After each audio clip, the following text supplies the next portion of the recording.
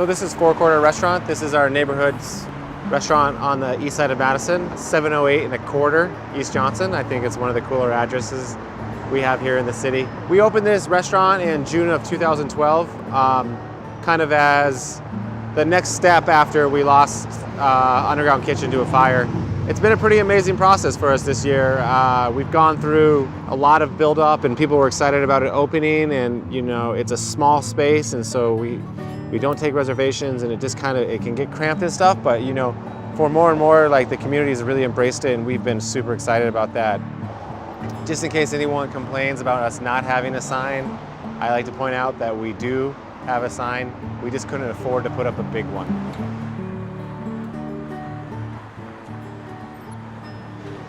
We renovated this space completely. It was an audio store before that, but originally it was a grocery store, which I think is kind of cool. We have 14 bar seats, as well as 18 seats here and 7 tables. On any given night, we do anywhere between 75 to 100 covers. We try to make space anywhere we can because it's such a small space, so we decoratively put up our microgreens and have to grab them in between service, but you know, I think with Fourquarter, the menu changes often, but we're not trying to be one of those restaurants where the menu is changing 4 or 5 times a week. You know, we put a lot of effort into the development of dishes and kind of the creation, so we kind of want them to be around. We want them to be something that, you know, people can come back for occasionally. Nothing will last on the menu longer than 3 or 4 months, but it's not like you're never going to be able to see some of these dishes, and I kind of want the restaurant to speak to that.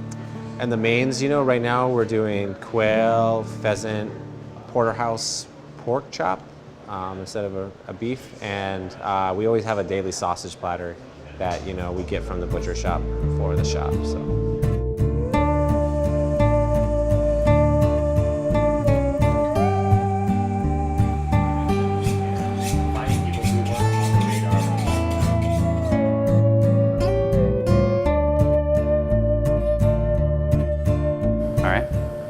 Signorelli. I'm one of the butchers here at Underground Butcher, where we butcher whole animals all week long.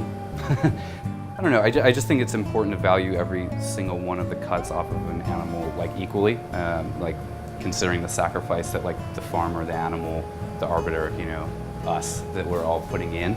I think it's just really important to definitely try and educate people on some cuts that they're not familiar with and be able to sell the whole animal that way, and not always just kind of rely on being able to sell hamburgers. So what do we got going on here?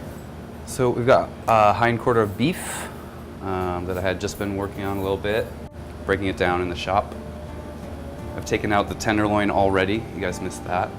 I take out the abdomen section, which contains like the bavette and some other skirt steak-like cuts that aren't necessarily skirt steak. I've also taken out the tri-tip roast or steak, depending on how you cut it, and I'm just going from there.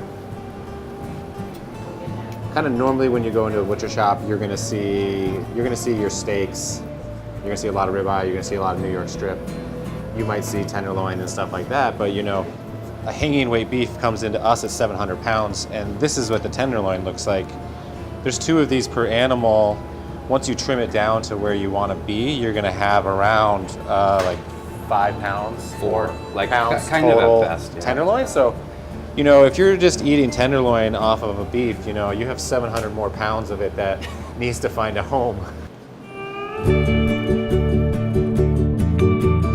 We have a bunch of different businesses here in town, but this is our retail shop called Underground Butcher. The whole idea has always been to, you know, be part of the local food economy in a way that is both an expression of what we care about and also kind of highlighting things that are like delicious and exciting for us. First and foremost, we are a small butcher shop. We're a neighborhood butcher shop in the Williamson Street neighborhood, just off of the Capitol here on the near east side of Madison.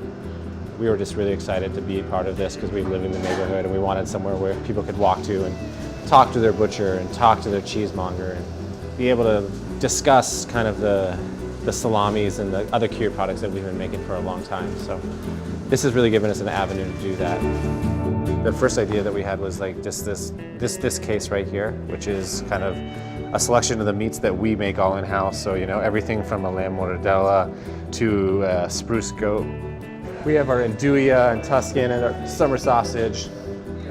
And then some of our large format stuff, the lomo and the sopressata, which is pretty fun. So these are kind of the exciting, fun stuff that we get to do and make these products. And you know, then we also, it's Wisconsin, so we gotta have a cheese case.